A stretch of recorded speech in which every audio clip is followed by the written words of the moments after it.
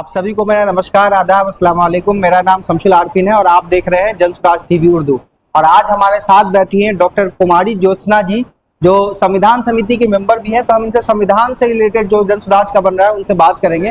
सबसे पहले ये बताइए मैम, आपकी एक्सपर्टीज क्या है और आप संविधान समिति में जो है उसमें क्या क्या काम चल रहा है? संविधान समिति में ये कार्य चल रहा है, ये क्या इसमें होना चाहिए, नहीं होना चाहिए, ये हम जाके जनता के बीच में राय ले रहे हैं कि संविधान का प्रारूप कैसा होना चाहिए, किस तरह से हम लोगों को सदस्य बनाएंगे, सदस्यता बनाने के क्या नियम होने चाहिए, सदस्यता से हटने का क्या होना चाहिए, हमारे जो निष्कासन का है वो किस किस तरह से निष्कासन होना चाहिए, प्रखंड स्तर पर होना चाहिए कि राज्य स्तर पर होना चाहिए या कि राष्ट्र स्तर पर होना चाहिए, कैसी अनुशासन समिति होनी चाहिए, ये सारी चीजें।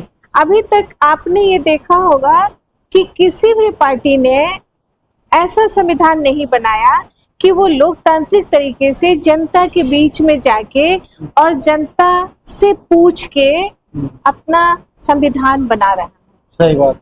ठीक उसी तरह जिस तरह प्रशांत जी ने दल बनाने की शुरुआत भी तब तक नहीं की थी कि हम दल बनाएंगे, जब तक कि उन्होंने 2/3 बिहार का भ्रमण कर लोगों से वोट नहीं ले लिया था।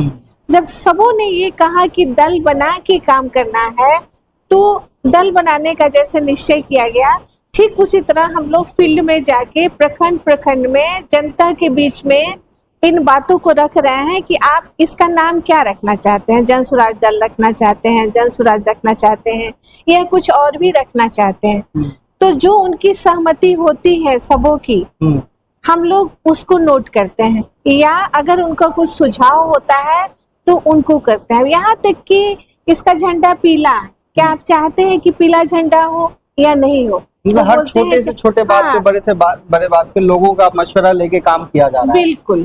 अच्छा, तो महिलाओं के लिए क्या इसमें मतलब कुछ आपको ऐसा पॉइंट्स याद है जो अभी फ्रेम हुआ है या नहीं हुआ, ये तो आप स्टेटस बताएंगी।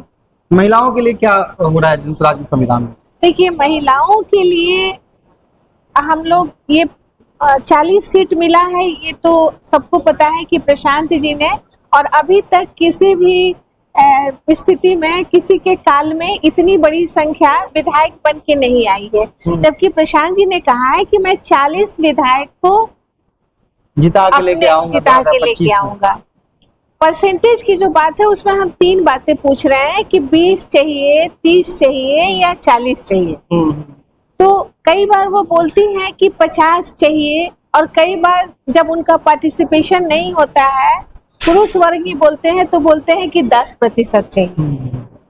तो ये निर्भर इस पर करता है कि कितने शिक्षित लोग हैं, किस तरह के लोग उसका जवाब दे रहे हैं, संगठन में कैसे लोग जुड़ रहे हैं। हाँ, लेकिन जब उस पर चर्चाएं होने लगती है तब ये होता है कि अभी जो सीट प्रशांत जी ने दिया है वो सही है, और आगे चल के जब शिक्षा प्रणाली अच्छी होगी और सशक्त महिलाएं होंगी, ये जो महिला पति जो काम कर रहे हैं, ये सिस्टम जब खत्म होगा तो महिलाओं की आधी आबादी की भागीदारी का डिमांड किया जाएगा। कि महिलाओं की हालत जो है दिन ब दिन धीरे धीरे करके बिगड़ भी रही है, कहीं कहीं पे सुधर भी रही है। मतलब एजुकेशन पहले से बेहतर हो रहा है, लेकिन सिक्योरिटी में, सेफ्टी में बहुत ज्यादा कुछ ये बेहतरी नहीं हो रही है। गांव में जो महिलाओं पे अत्याचार होता है उसमें कोई बेहतरी नहीं हो रही है। गांव में जो शिक्षित महिलाएं होनी चाहिए थी, जिनको रोजगार मिलना चाहिए था, वो सब नहीं हो पा रहा है। तो इसको बेहतर करने के लिए क्या करना पड़ेगा महिलाओं को? देखिए, ये बहुत ही चिंताजनक बात है कि महिलाओं की सुरक्षा में लगातार कमी आ रही है, और हमने और जनसुराजियों ने जो इस पर चिंतन किया है वो इसमें स्पष्ट है कि हमारा जो शिक्षा तंत्र है उसमें नैतिक मूल्यों पर बातें नहीं हो रही हैं। हम सिर्फ शिक्षा ग्रहण कर रहे हैं। पहले जो आप देखते थे, गुरुकुल हो, नेतरहाट हो, या जो भी शिक्षा हो, जब हम लोग भी पढ़े थे तो प्राइमरी स्कूल के टीचर के प्रति भी सम्मान रखते थे, महिलाओं के प्रति सम्मान रखते थे।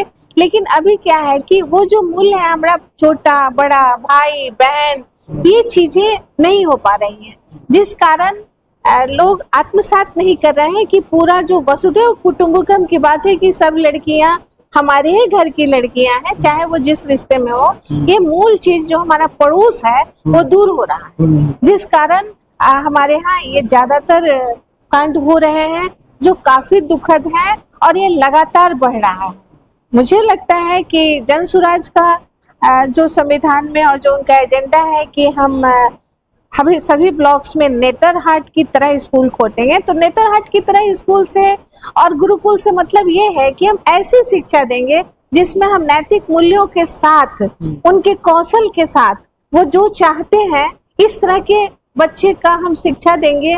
और तब वो जो एक निकलेंगे वो उस नालंदा विश्वविद्यालय में जिस तरह से हम सोचे थे, जो हमारी कल्पना थी भारत की, और हम उसके लिए गुरु माने जाते थे, और जितने भी चीजें हुई हैं वो गुरुकुल से हुई हैं, वो शिक्षा होगी।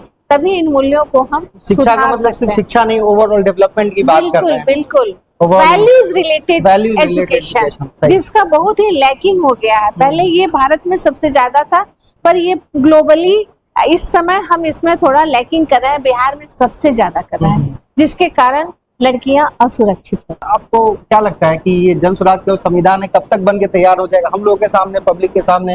ये कब लोग मतलब अवेलेबल हो पाएगा? देखिए, हम लोग 25 तक कंपाइल करना सोच रहे हैं कि फाइनल कर लेंगे, और उसके बाद जल्दी ही सबके सामने ये आ जाएगा। काम हम लोग काफी तेजी से कर रहे हैं कि दल बनने से पहले हमारा ये सब काम हो जाए। मैंने ज्यादा ही कहा, 25 से पहले 21 तक ही हम लोग चाहते हैं कि मतलब ये सारा काम सितंबर अक्टूबर से पहले 21 जो बोल रहे सितंबर 21-25 अक्टूबर या 25 तक तो हम लोग आपस में सारा काम कर लेंगे। 25 सितंबर तक बोल रही हैं? सितंबर तक, और अक्टूबर से पहले मैंने 25 सितंबर लास्ट है, हम लोग पूरी तरह से तैयार कर लेंगे कि जब हम दल की घोषणा करें तो आप लोगों को हमारे पास संविधान भी रहे। बहुत बहुत शुक्रिया मैम ये इन्फॉर्मेशन देने के लिए, और आपसे फिर से बात करते रहेंगे जब भी कोई नया टॉपिक आया तो। बहुत बहुत धन्यवाद।